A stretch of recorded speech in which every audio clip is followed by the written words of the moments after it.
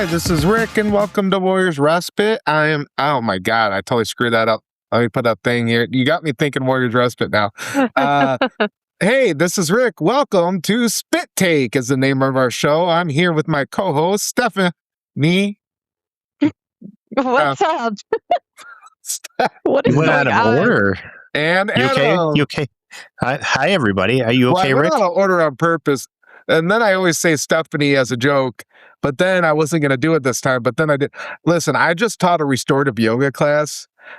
So my body is just totally not thinking. My brain is off. And this is activating my nervous system by interacting with people. And I should be in bed after teaching a restorative yoga class. Anyways, I just want to throw up a surprise quick topic here. I know you guys aren't much into wrestling, but I guess this came out a long time ago, or this was mentioned a long time ago. But Bret Hart, I'm sure you've heard of Bret the Hitman Hart. Yep. He was interviewed, and he just kind of tears down everybody. He has these interviews. He hates Bill Goldberg because Goldberg ruined his career. Ended his career, and he just talks shit about people. He's almost 7 years old. He's not stopping. But it was funny. I don't know if you ever heard of the Montreal Screwjob, where Vince screwed over Bret Hart with Shawn Michaels. Bret Hart brought up that he thinks Shawn Michaels and Vince McMahon were sleeping together. And What? that's why, and there's a lot of telltale signs. This has been floated around the 90s and stuff like that. The only reason I bring that up is because it was mentioned a month ago, but I keep having it show up on my YouTube feed because that's the only social media I have left. So I'm watching all these wrestlers bitch about the business and stuff like that. It's so fun. And but they were just like, they just had a special bond. Why was Shawn Michaels being pushed, even though he is one of the greatest of all time? Every time in a meeting when Shawn Michaels called, Vince had to leave the meeting. He'd sit there and talk in front of everybody, but when Shawn Michaels called, he left the meeting to have a private conversation. I just thought this was funny. I listened to Jim Cornette today, which is old school, wrestling writer. If you ever watched wrestling back in the 90s and 80s, he carried like a tennis racket or, he was fun. But he has got a great podcast where he just trashes everybody. But anyways, I haven't really looked into what was going on with that Vince McMahon lawsuit. No. The sex trafficking. I don't even know what's going on with that right now. No, I haven't followed any of that either, and I know we talked about it a long time ago when it first came out, but we haven't heard anything. It's like it fizzled out pretty quickly. Well, also, people have a short memory because back then people were saying, "Oh, Vince is the worst," blah blah blah, and now they're seeing how bad the product is, and they're like, "We want Vince back," and they are all mad at Brock Lesnar because Vince offered this woman to Brock Lesnar, and Brock Lesnar asked if she would pee on him. And he came back and nobody complained, so it's really interesting how short people's memories are. Oh, for sure. I don't know any of this, but I don't know. I just thought it'd be funny to bring up. I don't think Vince McMahon and Shawn Michaels are actually sleeping together because it's like, oh, I really love the business. I'm willing to take it in the butt for, by Vince McMahon. But there's rumors of John Cena actually might believe it. Because I don't know how John Cena got famous because I don't think he was ever that good. Love of the game, man. I think that he's just a likable character. He's like the all-American. No, he's not. Back when he was at the top, everybody was booing him out of the arena. Go back and look at it. People hated him because he was getting pushed so hard. And then all of a sudden, again, people have short memories. Oh, now we like him because he's returned. Yeah. And probably some of his stardom has helped him too because he's been making some killer movies. He really has. I like him better as an actor than I do as a wrestler. To tell you the truth. I know him better as an actor than I do as a wrestler. Same. I was watching wrestling way back in the day. If he was in there, he was newer. when I kind of stopped watching. So it's tough to say. I don't know how long he's been in the game. 2000 against Kurt Angle, and he like did this surprise win against Kurt Angle. Then he fizzled off, and then he started rapping, which he wasn't a very good rapper, but it was a very interesting character, and that's what started getting him popular. But that's probably about 2002, 2003, 2001. You know. Yeah, that was after I kind of stopped paying attention to a lot of that stuff. But yeah, I mean, like I've known him better as like an actor, and I remember watching some of his earlier movies, and they were not good. And but then like he found his niche. He found his niche for sure, and it's being action comedy. Yes, he's definitely better at action comedy. Kind of the same route The Rock went, but The Rock's just taking anything that's thrown at him now. Yeah, well, I mean, he puts asses in seats. That's what he does. Well, I think people are sick of The Rock now because his last movie, I think about Kerr, UFC fighter, did not do well. I think people are kind of tired of The Rock because for a long time he was just showing up at random places, just like he announced the beginning of the Super Bowl. And it's like, why are you here? They're just paying you to show up everywhere now, and it got really annoying. I think he made the same mistake that a lot of actors do. Like they get very popular and then they just continue to take everything that's thrown at them instead of being selective of what scripts they're actually doing. That's what killed Fred Durst's career. Fred Durst? Yeah. He just kept being annoying and showing up everywhere, and people were just like, "Oh my God, get out of my face."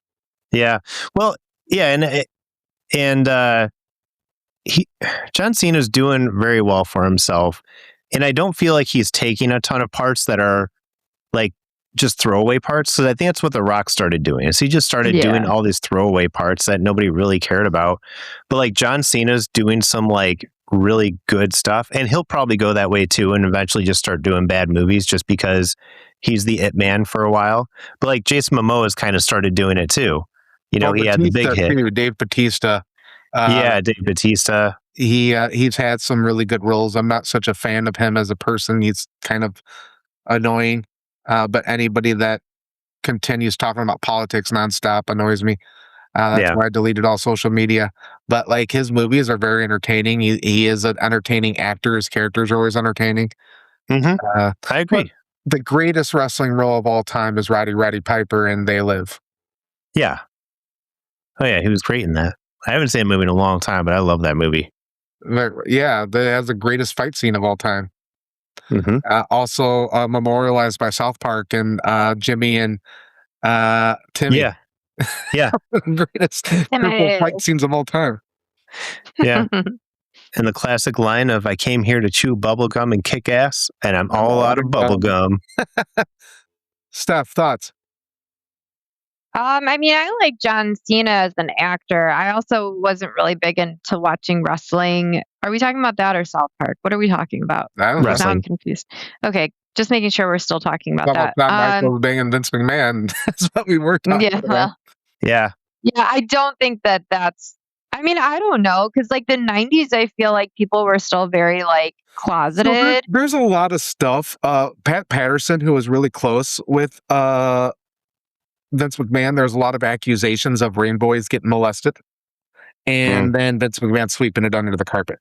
You know, there's a lot of dark stuff about, you know, the women that were used by Vince McMahon, threesomes he's had with Johnny Ace, who was an old wrestler that became one of his, you know, left-hand man, who's actually in this lawsuit has came out against Vince McMahon, so he's saving his own ass, which is kind of funny. But the guy's a scumbag. But well, you know what? And it wouldn't surprise me after watching the Charlie Sheen documentary. You know, it seems like the 90s and 2000s, everybody was just sucking everybody's dick. Yeah, but it was definitely like more quiet. Like I feel like it wasn't as accepted as it is now. So I think it was almost a thrill for a lot of people too. It's like, okay, well, are we going to get away with it? Are we not going to get away with it? But you know, like nowadays, it's like, meh, whatever. I don't care. It reminds me. I'm not saying being gay is a horrid thing. I'm saying there's a lot of horrid things I heard from some of the stories, you know, that you hear in some of the interviews and stuff. Just so I don't get canceled. I was gonna say it reminds me of The Dictator. Did you ever watch that movie with Sacha Baron Cohen? Yeah. Oh, we're going completely off subject. No. It's in subject still, but the funny part is that like it shows him like having like sex with, and I think it was what's his name, Bobby something, comedian. Bobby Lee. Anyways, yes, Bobby Lee, where he's playing like the North Korean dictator, and he's like, no, it's not about being gay. He's like, it's about power. He's like, I can make any, and like I think Edward Norton walks out and he like hands him money and he walks away with shame.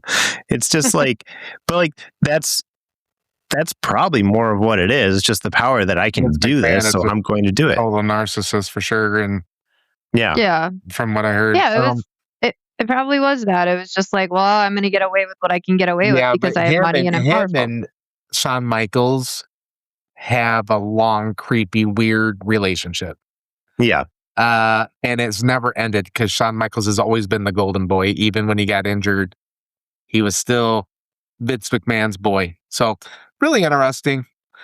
Moving on to the new episode of Fallout. I know the last week's review of Fallout may or may not have been released today. We'll try to get those out a little sooner. But it was released today. But maybe by the time you'll hear this, hopefully you'll hear this will be the last one will be 2 weeks ago, but you'll be caught up. You'll be caught up with us. But the new episode of Fallout, Adam. Yeah, new episode is awesome. Crazy ending. The last few minutes of that just tugged at my heartstrings. I really like Lucy and the Ghoul. Sorry, I keep calling him the Ghoul. Cooper Howard. Yeah, Steph. I would just like to point out that I just started and I'm just starting season 2, so I don't know if maybe I should exit for a little bit while you guys discuss this because I don't want the spoilers. You might want to take off your headset for a second. I'm gonna back on. Yeah, come back in like 10 minutes. Yep, I'm gonna mute. You guys give me the thumbs up and I'll be back. Okay. All right. Okay. So well, anyways, you ruined that segment. Huh? Said she ruined that segment. I'm just messing with her. So anyways, when she hears this, she'll probably laugh maybe. But it was a good episode. We had a lot of fun stuff in there. Death Claws. I really like we're going to see more of Norm. Yeah. He's definitely taken on a bigger role as the seasons progressed. And he did have a lot more focus this episode. Where he is kind of the leader of everybody that's like been unfrozen. Yeah. And went and talked to the old lady that we've seen in the first season. She's like, go back. You're not going to survive. Like she's like she's just a cranky old lady that's been in the wasteland. It's funny. Yeah. But I am interested to see where that whole Norm thing goes. And yeah, I'm wondering what's the deal with the Dr. Snake Oil salesman. So I think it's just a character that they keep popping up, and he looks like he's having so much fun playing the part. But I did hear an interesting fan theory that he's actually the courier from Fallout New Vegas, the video game, the character that you play. And there's been some supporting evidence by it. Because in this episode, we did see the return of Fisto, the prostitution robot, and they had kind of some kind of prior relationship. And if you've played the games, you know that is one of your missions is to go you're basically finding prostitutes for this guy in this bar in New Vegas, and Fisto is one of them. And in there, you can decide if you want to have sex with that robot, and the answer is always yes.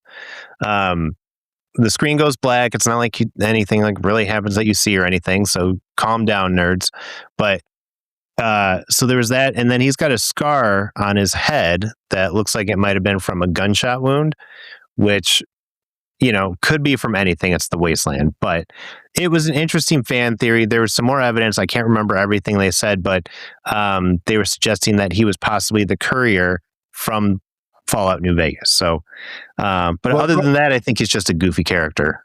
going back to what I was saying, I'm why was he did what's his name? Did he just happen to just see him and say, "Okay, I'm taking you"? Why I was he taken? I think he was going out because, so they haven't shown much of what he's been doing, but he's been obviously running the experiments and he's been unfreezing people to test that device out, that mind Right, control but why device. did he decide to take the snake oil salesman? I think he was just going out into town to find people. Right, that's what I was saying. Like, it was just all coincidence that he showed up. I think it was just connected coincidence. to, other characters in the past and he Maximus and no, what's the dude's name? Maximus's buddy that was the he was acquired for. That's a ghoul now. He's the guy that turned him into a ghoul, basically. Right.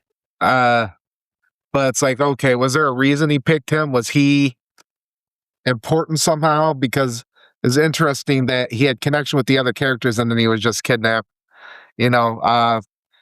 Will that come up later? Because it seems like we got more established characters now this season. Because what's his name? The guy that was Bo in he's the new ghoul. He seemed like a throwaway character in the first season. I didn't think he was going to be more of a main character, but he is kind of a part of the show now. Yeah. He seemed to have his own little storyline going on that it kind of went out of left field. But that's beside the point. Yeah, so I'm just wondering, okay, what's up with the snake oil salesman? The courier might be important. Like, okay, if he was an important character from another game, right? Is that why he was kidnapped? Yeah, well, and it's the device clearly worked and didn't blow up his head like it has everybody else. So you got to wonder, like, why? What made him special or whatever? Is he either just like really mentally like messed up, or that like it's not affecting his brain like it did other people? Is he on a bunch of drugs? Is there something special he took? Yes, like we don't all the above. Yeah. Because yeah, that video you sent me earlier though of like the talk show he was hosting with Walton Goggins, that was great. He hosted every week because he had another one with Lucy from like a month ago. Really? That I seen on there, yeah. I'll have to look all those up then. Yeah, so I think he does that weekly little 5-minute shows or whatever every week. It's hilarious. Yeah, well, and like I was saying, that the end of the episode with the ghoul kind of betraying Lucy, that was sad because like I've come to love them as like as traveling companions, and it did seem strange that he had a change of heart all of a sudden at the end of the first season, and when he says I'm using her as a bargaining chip, or I'm using you as a bargaining chip, it was like, well, that was always his motivation, but it still looked like it hurt him to do it. So like there's still a little bit of good in him. It's not just the scoundrel, Right. Yeah. Obviously he didn't want to do it, but like the only thing that's going to make him do it is going to be his family. That's it. Right. So. And he'll get his redemption. I'm sure he'll probably be the one to save Lucy from her crazy dad. Was he using her as a bargaining chip? Yeah. That's another question, because he does kind of he's been doing this for a long time. He's a ghoul. He's I think he's lost just about all humanity. Yep. Was there a bargaining chip that he was using with her and with Hank? And was he the question is, does he have humanity left? I think is the bigger question. But yeah, he was definitely incapacitated. Yeah. At the end of that episode, and I was like, holy shit. And we've learned, and they did flash back quite a bit for him and everything, where he met House, yes, where he went and met House, and House there's a lot of ambiguity going on there, because House said, I didn't start the war. Yeah. Vault Tech, we don't know who started the war right now. Yeah, we just assumed it know was because of they season knew one. it was coming and it was profitable. Mhm. That's all we know. Right. They talked about it in season one, said that like, oh, well, we'll make sure that it happens, like Voltec saying that. And then they were saying like, oh, if anybody's going to drop the bomb, it's going to be House. But at the same time, House has now said, I'm not going to be the one to do it. And apparently he's got some kind of algorithm machine that tells him the future. Right. And that, Cooper is a big part of what happens in the future. So who knows? It might have been something that he did that started it. But also, and I feel like that's what they're trying to imply. Big kind of like, not really, I'm not going to say a throwaway plot point from the last episode. Because the vault, what's her name? The eye patch lady. She was, from Canada. Secretly from Canada. So is whoever started the war from Canada, or is it Canada themselves? Right. Because we don't know the political boundaries, the territorial boundaries, and like who's affiliated with what. Because when they say the Reds, because they keep referring to the Reds, the communists and everything, is that Canada in their world? Yes. It is in our world. So, I mean, true. Love those Canadians, though. They're the politest. Yeah, we love you, Canada. Oh, no, I love Canada. Yeah, so yeah, that's my theory. Is Canada probably has something to do with the war that started this all. Obviously, Cooper, he was an actor, but then he saw things, heard things as time went on, and then it turned him into some kind of assassin or whatever, some kind of asset. So it's like, who is he really working for? Yeah, and it's crazy when you look at the flashbacks of him and who he was back when he was an actor to who he is now. Like, there's a dramatic change that happened between those 2 points to be the person that he is, because he's kind of a bastard now. But like, I mean, he's a badass bounty hunter, which he was like a soldier and everything, so I could see it. But well, yeah, he definitely had skills, but it was kind of an Audie Murphy type of character that was the face of Vault-Tec. Yeah, Vault-Tec, we have these vaults. We need to use them. We need to make money off of them. Yeah. So I think there's a lot that still needs to open up, and really, they're working on a new game. So how is this going to connect and open up things for the next game? Well, and they said they're going to release the Fallout 3 remaster right after the season ends. So I'm wondering if something that happens here was either a direct result of what happened in Fallout 3 or what. But they're like, or it's just they're saying like, hey, it's over and here's some more Fallout for you. Could be that. Could have nothing to do with the show. Yeah. But yeah, it is interesting to watch Cooper change in his time and like what he's doing and just trying to figure out who he is and how he became the way he is. And obviously a lot of it has to do with his family and saying, like, I want to find my family and I'll do whatever it takes. And they're the most important thing to him. So, but it's crazy because we see in the very first episode of Fallout season 1, he's at the birthday party entertaining. So you're like, I'm still wondering how he got from where he is in the show right now to like that, where he was doing birthday parties, Yeah. So, yeah, looking forward to this. I know there has been a lot of dull points in the show with big payoffs. So I'm not complaining about the show. I do think it needs to pick it up a little bit, and I think it will start doing that. So, yeah, that's what I'm looking at is, let's start picking it up, boys. And yeah, well, and I was telling you earlier, it seems like this episode ended the way the episode prior to the season finale would end, but we've still got 3 episodes left. So there's probably a lot more in store. Right. And is this going to focus on other characters as what Maximus and what's his name? Neil, whatever her brother's name is. I keep forgetting his name. But is it going to more focus on them and then come back around, Yeah, cool. And we didn't really see anything from the vaults this week. We didn't see what Vault 32 or whatever 30. Yeah, 31 or 32 and 33. Yeah, we didn't see we didn't see Maximus at all this week. Yeah. We did. Yeah. Did we not see Maximus? No, he wasn't in this one because Yeah. the last time we saw him was they 2 probably, episodes they'll ago. probably focus more on Maximus in the next one, I'm guessing. Yeah, and I mean, all paths will converge, right? Exactly. All right. Steph, come back. They're calling You Steph can come back back now. in because she's catching up. Steph, you think you said you watched the first season so far? I did.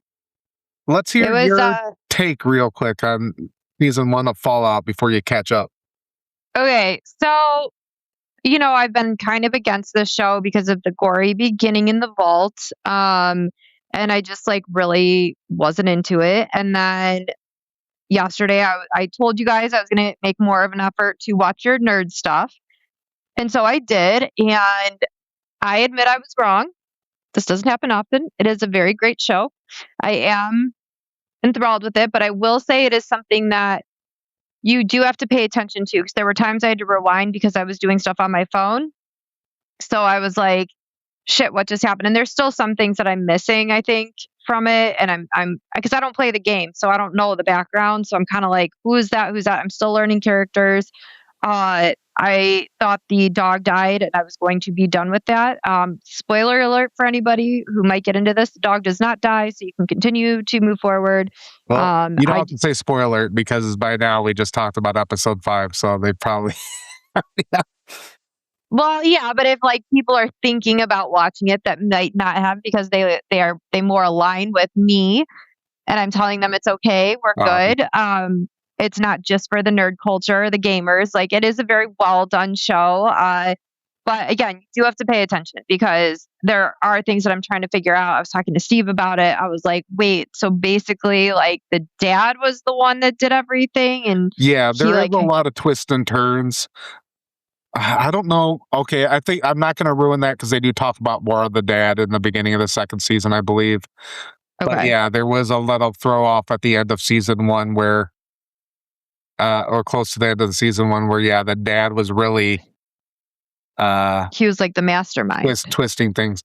Well, you'll get more into that, but you'll see that he has a part in things. Yeah, like I'm just trying to like kind of piece it all together. Yeah, it's a lot. It's really ambiguous right now. It is, and especially for somebody like me who's coming with no background knowledge, has never played the game. I'm like, who is this? Who's the nerdy guy that's part of the the metal guys? Well, even Adam and I, who's been playing it since 2008 or whatever, 2007. Yeah.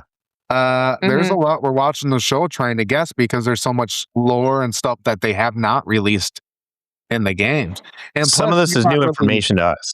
Yeah. Oh, okay. And I did go ahead. When I'm playing the games too, I'm not like focused entirely on reading everything and hearing everybody's story and stuff. I'm just like, oh, there's a fucking Deathclaw. I'm gonna go get some Deathclaw meat. Like that's what I'm focused on, you know.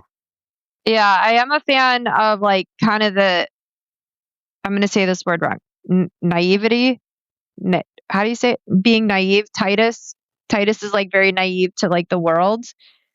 Like he knows the surface, but like when he goes into the vault and they're like, take a shower, and he's like, what is that? Or like he got his robe and his slippers, and I was like, this is kind of endearing for him to experience like luxuries that we have every day. So it's like post-apocalyptic world. You're like, oh, these things that we have now, we might take for granted. These people had no idea. So I do find it very interesting. I also was confused because it looks like it was originally like when,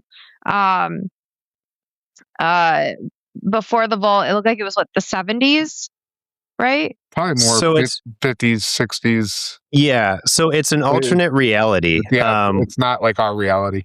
Yeah. It's an alternate reality that it doesn't take place in the 50s. It takes place in like the 2000s, I think.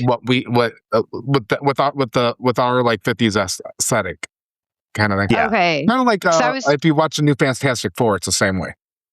Yeah, I was just trying to figure out the timelines. Then they're like, you've been alive for 200 years. And then I was like, and I think that was one of the things I missed. And I'm like, how are they alive for this long? Like the ghoul. Because ghouls are basically immortal. They've had so much radiation on them. Okay, so let me ask you this: when the nerdy guy, his foot is basically falling apart, um, and then he gets that weird like medicine doctor gives him something to like drink. What was that? Do they tell you? They kind of do. They said it was like because you found out later that he was like turning into a ghoul, so it was kind of like a ghoul serum. Yeah. It was something Oh. along those Probably lines. like something with a lot of radiation, because in the game, Yeah. if you like eat Okay. certain stuff, you get radiated, and it might have been Okay. like some kind of super radiation that. Because if Okay. basically you become a ghoul if you take so much if you absorb so much radiation, and then after a while you become a feral ghoul, so you become like like this Like a zombie almost? It's basically a zombie. from like what's that movie? Zombieland. No, well that would be a good one too. No, I Am Legend.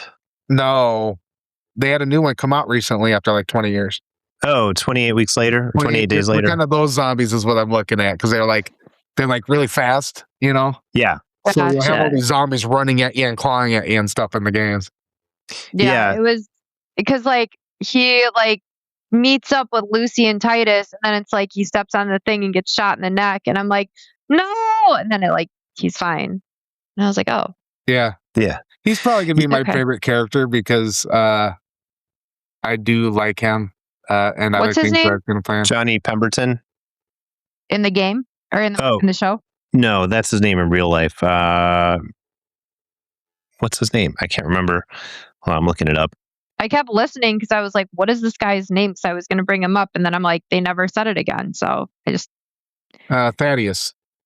Yeah, Okay. Thaddeus. Yeah, and that's well, I wonder if that's a Brotherhood thing, because you have Maximus, Thaddeus. That's kind of the Titus. Trojan Mm-hmm. language. But yeah, so basically, Steph saying if she gives nerd stuff a chance, she starts to like it. I can't wait till she watches One Piece. She's gonna love it. Do we go into that right promise you, now? you're gonna like it more than this. I'm Well- going to tell you, I tried it and I lasted 12 minutes and I hated it. No, you're 12 not. minutes. You're gonna No, I like it. really did. No, I literally tried it. I couldn't do it. So I did Okay. watch 2 episodes of the show. I have watched 2 episodes so far. I am going to finish it. I'm more intrigued by it. It's not my normal speed for things, but overall, I think it's good. I don't think it's bad. I think it's good. I It's, would think that it's in your lane. It's got everything that you watch.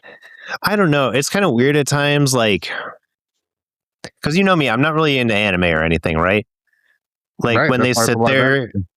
when they sit there and yell out their like special moves and everything, and what he said, like they do in Gum DC Gum and Punch. Marvel comics. they don't yell out their special moves. Yes, they do. So, no, Absolutely, When? they do. no, they absolutely do not. What are you talking about? They don't yell them out as they're doing them. Oh, He's of like course sitting there they like have. Gum Gum Punch, and I'm like, okay, Pokemon. Yeah, that's fun. That's just part of the fun of it. You just got to get into the fun of it. You guys, you know, Listen, what? I told you guys it's are not pissing me bad. off. Let's move on. I just want to mention I watched Night of the Seven Kingdoms. Did either of you guys watch that? I haven't No, watched I've it yet. not yet. Okay, so I'm just going to talk about it real quick. Night of the Seven Kingdom. You got this. You know, it is based on a story.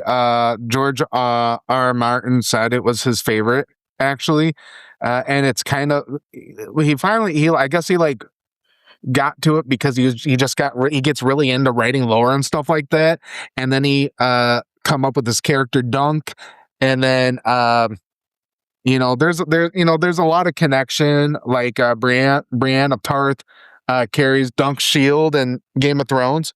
So it's basically between House of the Dragon and Game of Thrones. And so there's like a 200-year gap between there. So it's after the last dragon died and before the next dragons were born. And so it's basically just this rough world. And he was an orphan and he was raised by a hedge knight. So a hedge knight is a knight that doesn't belong to a king. And so he just kind of a maverick night traveler for hire. And so he was adopted by him. He's an orphan. He was kind of adopted, raised, taught how to read, write, blah, blah, blah. He dies. He takes his shield and sword. And then there's a unnecessary scene. I'm not going to say it, but when you watch it, you'll see what I'm talking about. Not necessary, gross, but really sets the mood for the show. Okay. I'm not going to get into all spoilers because you guys haven't seen it. That was just the beginning of it, just the setup. But basically, he has a dream of being a knight. I forget what it's called, but it's one of the knights that is under the king and stuff like that. And so he wants to travel and join this tournament, but he's trying to get into this tournament. But he's kind of naive to the world and stuff like that. He meets this boy named Egg. So apparently it's famously in the Game of Thrones world, Dunk and Egg. And Egg is his squire. So I don't know too much about that yet. I didn't really read the books, but watching this, it is more of a medieval Game of Thrones comedy than anything else. He is this naive, very tall, good-looking, charming guy that wants to be a knight, but doesn't quite fit that profile. Got it. There is a great scene with him and Baratheon in there, and which I'm not going to talk about again. But yeah, it's basically it's one of those shows where it's like, I got a dream and I'm going to do anything to get it kind of thing. But in Game of Thrones, where everything's bloody and unforgiving. Well, I'm looking forward to watching that. I got to finish House of the Dragon first, and then I'll move on to the Night of the Seven Kingdoms. Rick, did you also catch up on Tell Me Lies? Oh, no. Sex is back. I know. Well, I mean, I don't mind that. It's just, you don't have to do it every 5 seconds. I want get to the point. We're not going to get into this. Just get to the fucking point. All right. I don't need to watch you banging every 5 minutes. This season, I think you'll like it a little bit better. It's not as sexually fueled. It's actually more of the storyline that's going on. So I would definitely say you'll probably like this one a little bit better because there is more of a storyline. Maybe. I just like Katie Seagal, who was supposed to be, so she voiced a character in One Piece, so she might be playing that character in this new season of One Piece, by the way. But I did like the clown pirate. Yeah, Buggy. Yeah, I liked him. He was fun. Adam sends me a picture of this clown pirate, and I was like, I thought Pennywise was scary. No, this thing takes the cake. I am out. Well, Buggy, and I caught it at just the right time. I'm going to text you the picture because I caught it on the show at just the right time that it was menacing. Hold on. I'm going to send it to you right now. He's got these powers where his body parts can come off. Yeah, no. Yep. And he's actually kind of a powerful, but he's also kind of a joke bad guy, but kind of succeeds upwards in the anime. But yeah, he's a great character where everybody kind of likes him, but he hates everybody. It's kind of funny. But in this, he's definitely, in the first season, just like in the anime, he's definitely, or in the manga, he's definitely just an asshole that everybody hates. Yeah, I mean, he took that whole town hostage. Yeah. Pretty fucked up. Yeah, I like Buggy. Did I meet him? I didn't meet him. Yeah, I looked him up. I forget what his name is, but he was in Agents of S.H.I.E.L.D. Yeah, I've seen him. But anyways, yeah, any other questions or thoughts on Night of the Seven Kingdoms? No, I don't think so. If you got time, catch up on that. I think that's Sunday nights. But we should be able at least to get our reviews in for that and get that out before Sunday. That'll be a lot easier than Fallout on Wednesday. Yeah. So, because I do think Stef would probably like this a little better, except for the scene at the beginning. It's very unnecessary. Oh my god, so stupid. But I like unnecessary violence sometimes. Happened yet, but Game of Thrones can get pretty gory. Than the rest of them. I think about what's his name, the when the mountain crushes his eyeballs. Oh, yeah. Pedro Pascal. Mhm. Yeah. Yeah. That was the biggest, even though they had like the red wedding and stuff like that. That's the one that sticks out to me when he crushes his skull. See, Yeah. and like with Game of Thrones, I didn't have as many issues, but I think because I read the books, maybe I like had it in my mind already what was going to happen. The parts that I obviously did not like, this goes back to the beginning of us talking, is when they killed the dogs. I don't. Oh, the wolves. Yeah. Yeah, I'm not okay with that. So you read Game of Thrones, but you're like, don't want to talk about nerd stuff. I don't want to talk about anime. But it's live action, though. It's not anime. It's live action. Here's the problem that I have with thinking it. about it and just watch it. I tried, and You're not could trying. not. You're like, I watched 12 minutes of it. Okay, well, you watched 12 And minutes. that was all I needed to know. No, there's a female as the fiercest pirate. I'm sorry, that is not accurate. Female pirates were not the fiercest on the sea. You had a ginger as a pirate. Nobody's going to elect a ginger as a pirate. Universe. This is not this universe. You have It is a different universe. And they were just introducing characters. They're not that big of characters in the show. They show up later. You have a goofy fucking goon who's the lead character who is getting attacked and turns into Stretch Armstrong. Get out of here. No. See, I watched more of it, and I know that he ate the devil fruit, and now he's got that special power, and I guess it gives special powers to people. Secret devil fruit, and if you eat it, you get powers. So, and it's one per power. So that evil pirate who's really big, the woman, she actually literally she eats this fruit and it makes her skinny in the manga and the anime. The actress actually lost all that weight and she looks gorgeous. Here's my thing is that my friend even said that no, that is not your speed, and he did send me a picture of that woman, and he's like, look at what she looks like now because she lost all this weight and everything, and she is gorgeous. It's just I just, for me, starting off with a female pirate, I'm like, yes, feminism, women empowerment, great, but I don't think that a female that was back in 1998 when she came out. You're talking about this whole woke stuff. This is when the actual manga started and when she was introduced, it was back in the 90s. I mean, and that's great. Female pirates. Okay, but like she's saying she's the fiercest pirate of the sea. Listen, that lady ain't the fiercest pirate of the sea. Yeah, all of them do. That's the point. They're all fighting to get the One Piece. In fairness to what he's saying, they have pretty much all said that they're the fiercest pirate. And I think they even make a point to show that she is not really well regarded as a fierce pirate. Yeah, I just don't think that's analyzing too much. I think I'm going to leave this one to you two to discuss. That's fair. I think you should watch it and hate it and come back and be like, this show sucks.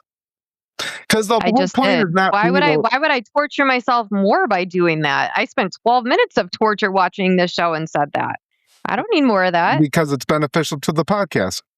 Well, I just benefited it. Everybody, I hate the show. I hate One Piece. All right. Well, I'm logging out. I'm gonna mute everything. That way I don't accidentally cancel you guys. Okay. Yeah. Well, love you. See you, buddy. Yeah. Rick had to leave early. He's got something going on tomorrow. But before we leave, we do want to talk about Traitors. They released 2 more episodes, and there were some big bombs dropped. So were there 2 more episodes? There was 2, yeah, because they did 4 and 5. Okay, so I guess let's start it off. We know who the secret traitor is. Oh, we talked about that last week. Oh, did we? Yeah. So what happened on this week? A couple of different things happened this week. First of all, Michael Rappaport got voted out, so he got banished. and it was quite the fiery display. And I think people were like, and they were even saying like, I don't even care if he is the traitor. I just don't want him here anymore.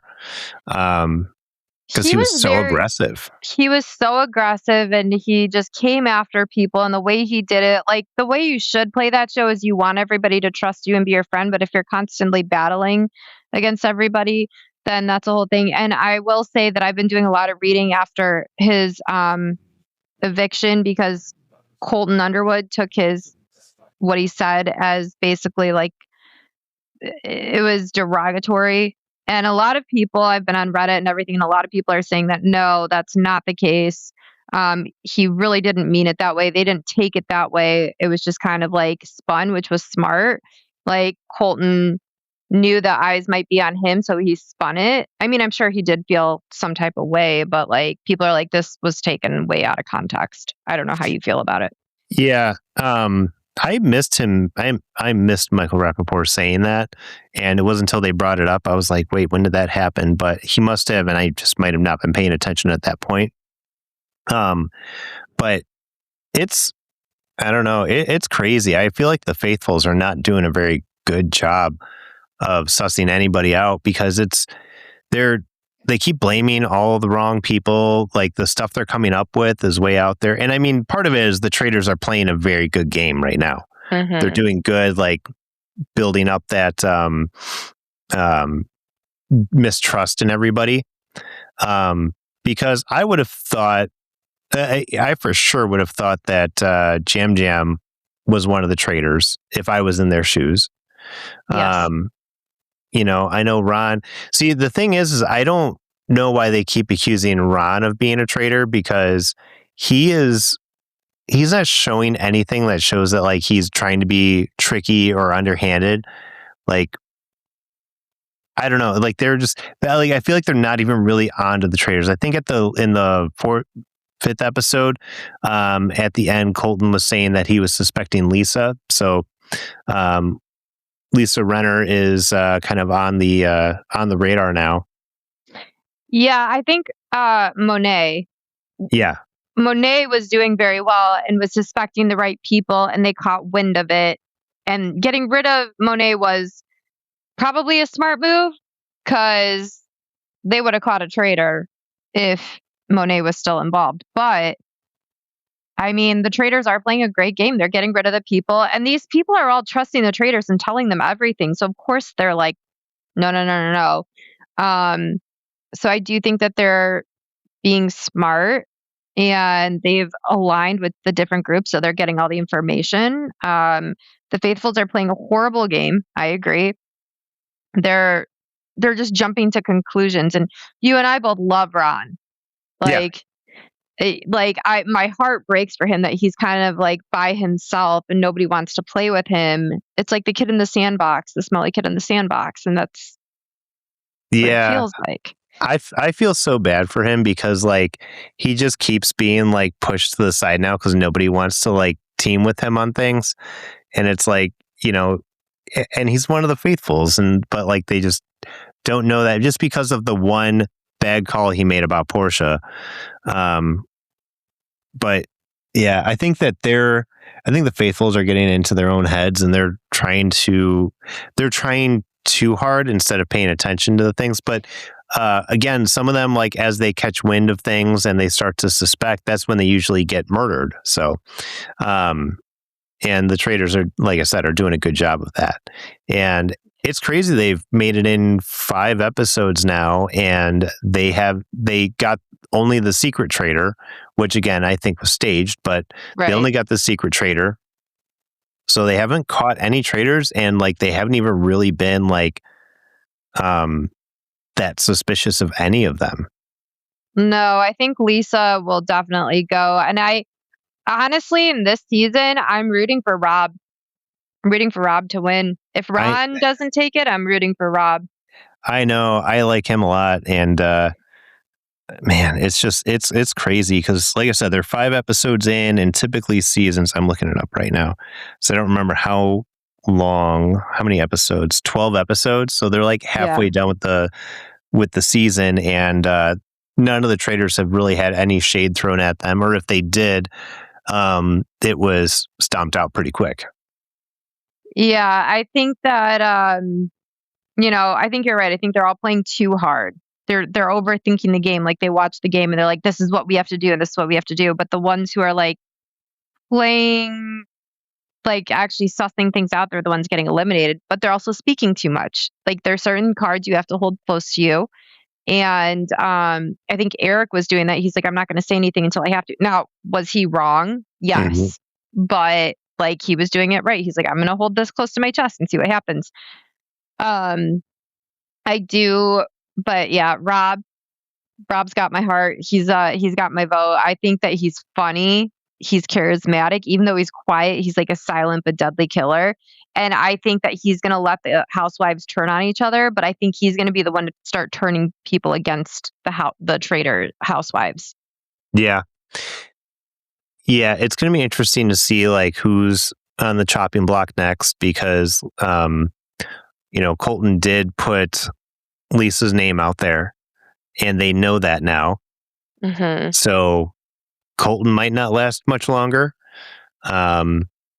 Like I said, Ron is. I'm surprised Ron's made it this far because he's been on that chopping block for a while for like banishment from everyone, and like he survives every episode just on the fact that someone does something so much worse. Yeah, he's been an interesting one. I thought it was a poor play on his part when he said, I don't care about any of your families. I don't need to get to know any of you. And he turned Dorinda. She was like, I've tried to get to know you. And he's like, I don't give a fuck about you. I thought that was poor play on his part. Mm-hmm.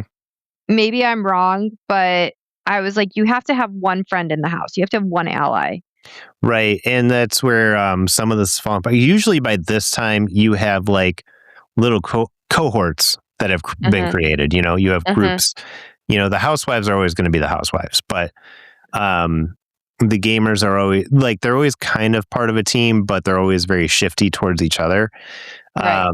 But then like just over time, like real strong groups grow and really ally and everything. But you haven't really seen it much this season. It's been a lot of individual play. Yeah, and the housewives are always going to go with each other, which I think is so stupid because there's so many. So of course there's going to be at least one housewife that's a traitor. And they're all just like, no, we got to trust so-and-so. Why? Because they were on a housewife show? Yeah, like, that's basically it. Alan did a great job picking two of them. He's like, well, if they're just going to trust each other, let's see what happens here. Yeah. But what was their mission this week? I can't remember. Oh, the statues. Yeah, so they had the spears. Oh yeah. Was it? Oh yeah, so that was the two different ones from the two different episodes. So the first one was the spears, so they had to go out into the woods and find a spear and then light it on fire and stab one of the effigies. And then the other one was they had to go out into the woods and find the statues. Or they had to find coins, and the coins told them where to go to find the statues, and then they had to carry the statues back and put them up to start the fountain. That fountain, by the way, was amazing. That was pretty cool. I was like, that was a good effect. And I know that people were talking about how Fergus hasn't shown his face, and so they were worried something happened to Fergus. So I'm glad that they made Fergus that cameo in the fountain. Yep. I was like, yes, Fergus is back. Sitting there with his little drink on his little floaty.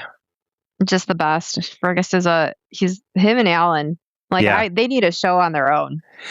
Yeah, it's a lot happened in the past couple episodes, and I want to see what happens next because I want to know if they're going to get rid of Colton, because if he's been throwing Lisa's name, are they going to start catching wise to like, hey, when someone says a name, all of a sudden they're dead? It would be stupid of them to get rid of Colton for that very reason. But I think if they're smart, if Rob's smart enough, he's going to align with Colton because Colton has a lot of pull in there and make Colton the bad guy. And then they get rid of Lisa. And then if Rob's aligned with Colton and he pushes for Lisa as a traitor, it's going to throw off the scent for Rob in the future. Yeah. Well, and I know that a lot of people are being untrusting of Colton right now. So Are like, they? yeah, because in the last episode, when like I said with Michael, when they banished him, everybody was kind of like, whatever, let's get him out of here. But at the same time, because Colton led the attack on Tiffany. And so he led the attack on Tiffany, and she was a faithful, and they found that out. And he's like, "Oh, I made a mistake," and he's telling everybody, "Oh, I made a mistake." But like, I think there's some suspicion on him now, and I think that a couple of them have talked about it, like, hey, Yeah. he does. And then with Michael's just saying like, "Oh, you're a traitor" and everything. I think that he's made a couple of bad calls now to the point where they're like, I don't know. Yeah. Yeah, I think this next one will be interesting. Hopefully they release more than one on Thursday. Yeah. I hate that because before when you guys discovered it and told me to watch it, I was watching all the seasons all the way through and I enjoyed that. So now having to wait, I hate waiting for shows. I am a person who binge watches things. So I'd rather just watch the whole season as much as I can because I'm up until 4 a.m. anyway. Mm-hmm. So it's driving me nuts that I don't know what's going on. Yeah, I know. Well, I think we watched it. Was it Sunday? I think it was Sunday we watched it, and because we forgot to watch it Friday night. But yeah, we watched it Sunday, and it was. I do enjoy this show. I love the subterfuge. I love all of the accusations, and it's easy sitting on the couch and knowing who the traitors are to be like, you're being so dumb, but like being in it is like different, just like we know from Secret Hitler. Like, yeah, there's times where you're just so convinced and then you're like, you find out it's the person sitting next to you, it's not who you thought it was. Yeah, you're just like, oh, it's got to be this. I mean, how many times did we blame Charlie? No, a lot, because he was so stone cold. And I will say, I have a funny, like, kind of personal antidote. I was sitting next to Steve. He was caught up. He was catching up, and I don't know if I let on that I watched all 3 because I didn't want him to be upset that I had watched him without him, which he wasn't. But he's sitting there, and he's like, "Oh, did you watch this?" So I was like, "Yeah, I know who the traitors are. I saw it." And he's like, "Oh, okay." So he's asking me the whole time. I might have told you this. He was asking me the whole time, and he's like, "So is it Donna Kelsey? Is it so and so? Is it so and so?" And he's like, "Who's getting banished?" I'm like, I'm not going to tell you. Stone cold, didn't give anything away. I was like, I could be on the Traitors. I don't even have my Botox done. And I did not make a face. Yeah. Well, I'm very curious to see how the rest of the season plays out. Very curious. Because, like I said, the Traitors are playing a good game. The Faithfuls are all over the place. I think the Traitors are going to win this year. I think so, too. Which ones will be left at the end, we'll see, because they eventually have to get a traitor out. Yeah, they don't. Well, the Traitors will turn on each other to keep the money. So they'll get one of them. I think Lisa will be the first one out. I think so, too. I think she's going to get caught. Yeah. I will say, though, well, no, none of the seasons have had a traitor win, right? It's always been Faithfuls. I've only been watching since season 2. I think there's only been 4 seasons. They're on the 4th season right now. So I've only been watching since season 2. I don't know who won in season 1. Hold on, I'm looking it up. Because I know that the Faithfuls have won in season 2 and season 3. Yeah. Okay. Season 3, Gabby, Dylan. There's 3. List of winners. Traitors. Hold on. Pulling this up. Each season. Just give me I don't need the fucking synopsis here.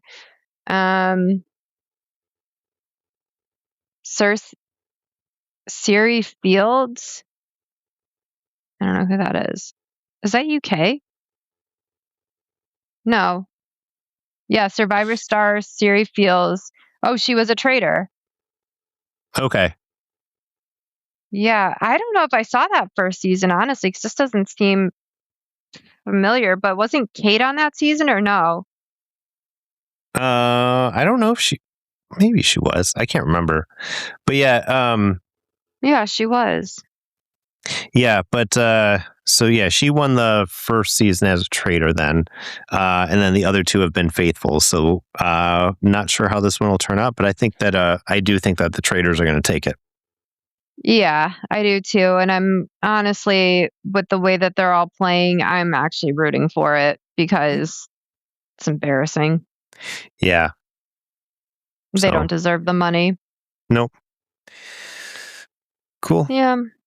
Yeah, that's all I got on Traitors. I will say, and I know Rick's not on this right now, so I'll bring it up next week. Steve and I watched an old movie called 30 Minutes or Less with Jesse Eisenberg. Oh, I've seen that one. So funny. It's pretty funny. It's got Aziz Ansari in it, I think, too. Yes. Yeah. So it was, I did not know what to expect, but I did enjoy it. So throwback. I know it's not a review or anything, but throwback to that. You know, that was based on a true story too. No, really? Yeah. I watched the documentary on it. So a guy got a bomb strapped to his neck and was told to go rob a bank. And I don't think they ever I think they knew who the guys were, but didn't have enough evidence on them that did it. But like, so the guy goes into the bank and they're like, if you don't do this, we're going to, blow you up. And he had like a timer on it. And so like, he's in the bank, they hit the silent alarm and it shows him like he's out there and like the cops tell him to sit down and he's like trying to tell him like, I've got a bomb on my neck. And the bomb squad's like coming out, like the police are looking at it and stuff. And then it starts like ticking or something and the dude's head blows up. No. Yeah. True thing. Like, yeah, go look it up. It's wild. Oh my God. That's terrifying. Yeah. So, but yeah, it was kind of based on a true thing, but like obviously the true story was a lot less funny. Yeah. But yeah, it was something that actually happened. Oh my God. I mean, Nick Swardson was in it and I love Nick Swardson. I love Nick Swardson. He's great. And Kenny Powers, those two teaming up, I was like, do it again.